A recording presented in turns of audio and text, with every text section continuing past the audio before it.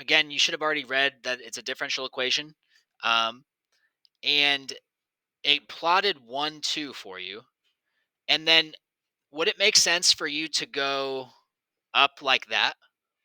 No, you want to follow the slopes, right?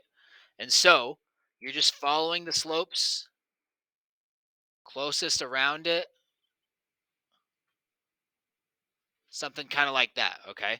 You can get your points pretty easy as long as you just trace the line. So, like I think if you came something like this, probably somewhere above 1 between 2, I don't even know, would they take off points if you came all the way down here?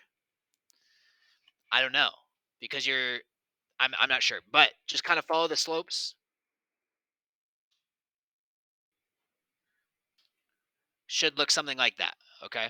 If you had to guess, is that sine or cosine? Probably sine because it's starting and then jumping straight up first. But you never know. It was probably shifted. It could have been a reflective cosine. Um, Lots of different options there. It's not asking you for the equation. Again, you don't really have to do any solving, right?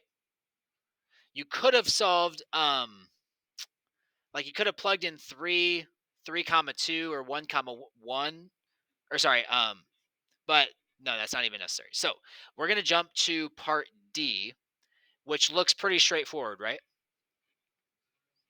Actually, the opposite, that looks awful. So just because it's a hard question, don't get all freaked out. Trust what you know, right? This is a harder version than what you're going to see tomorrow. Okay. Basically, we want to know, can you do the separation of variables? What's the first step for that? Yep, get those dy's and dx's on the same side. So we want to get y and dy together, as well as x and dx together. So this is pretty algebra intensive here. I'm going to have to put this on a new page. So again, we said we wanted to get x and y together. So I'm going to multiply by dx on both sides.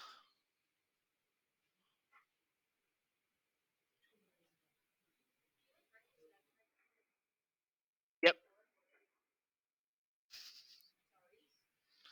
You're going to start calling me. Okay, so again, right there, we're trying to get x and y together. Or sorry, get y and dy with x and dx. That's our goal. So I'm still doing that here. I'm going to divide by 1 over the square root of y plus 7. Do you want the 1/2 over there with the sign, or do you want the 1/2 on the other side? Sure, we'll leave it over there. It doesn't actually matter.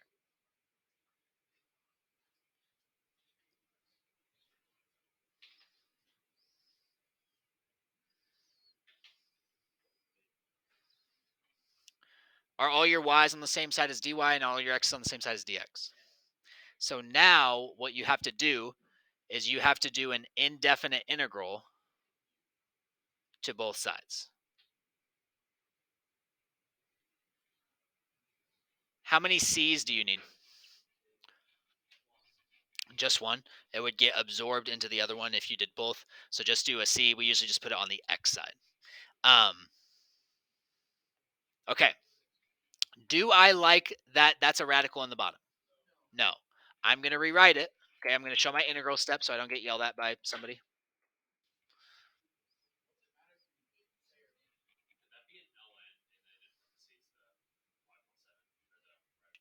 I'm going to rewrite this as the integral of y plus 7 all to the negative 1/2. So again, I rewrote it as a 1/2 in the bottom, but to get it out of the bottom, I'm bringing it up top. dy equals, I'm going to pull the 1/2 out in front of the integral so that I don't have to deal with it, and then sine of pi over 2 x, which it will become a version of negative cosine. Yep, because the derivative or the derivative of negative cosine would be positive sine. But is it that straightforward? Why not? So since I see that thing, I have to do what? U substitution. So my U for the sine is going to be the inside, so pi over 2x. I take the derivative, du over dx equals pi over 2. Why is it pi over 2 and not 0? The constant out front, yep, pi over 2 is just a constant. Now to solve for dx, I multiply by dx on both sides.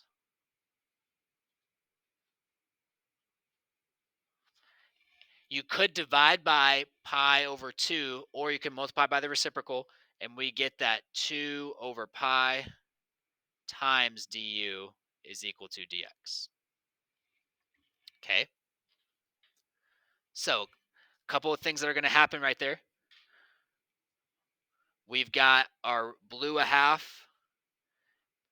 2 over pi is a constant, so I'm going to have that out in front of the integral as well. Integral sine of u dx. Okay? Du. Yep, thank you.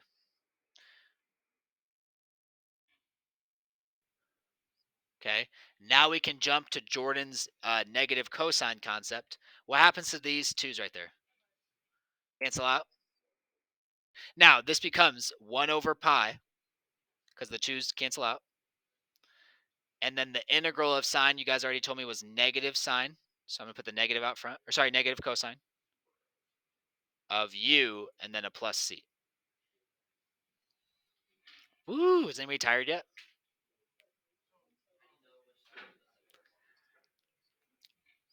We usually just put it on the x side.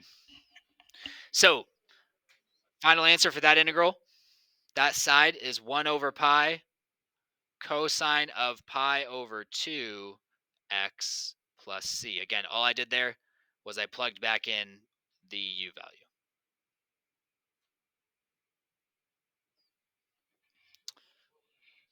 What is y by itself? Do you have to u substitute the other side?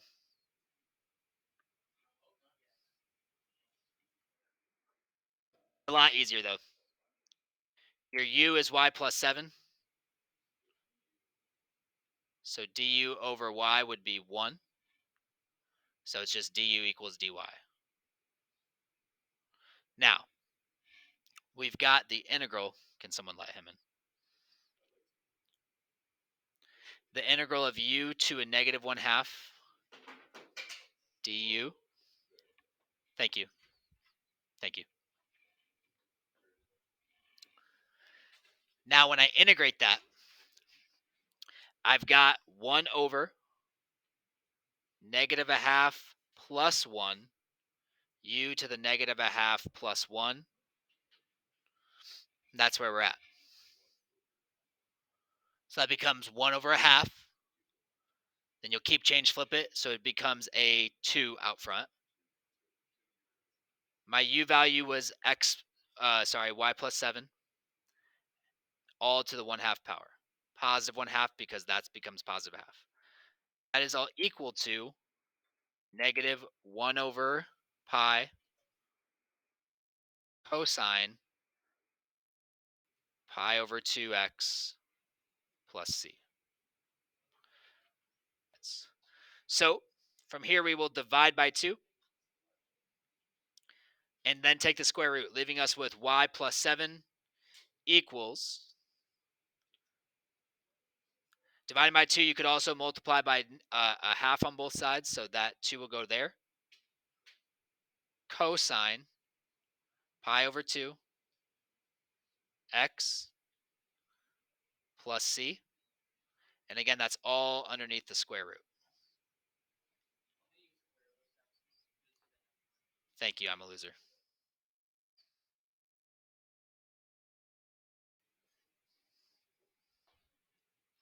You could have c over 2 as well, but again, it's not completely necessary because it just gets absorbed into.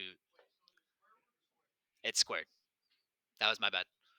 I already apologized. Okay.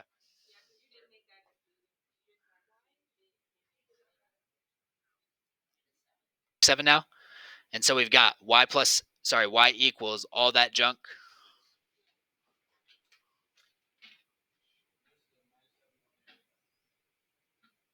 The only thing that's changing now, great job, is the plus 7, minus 7.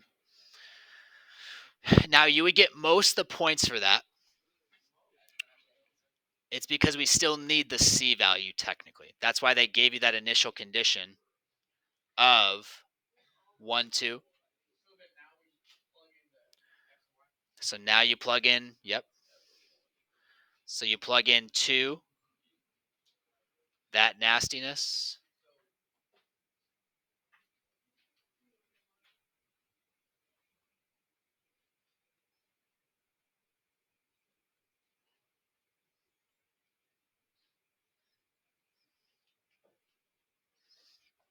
So cosine of pi over 2, that's this point up there.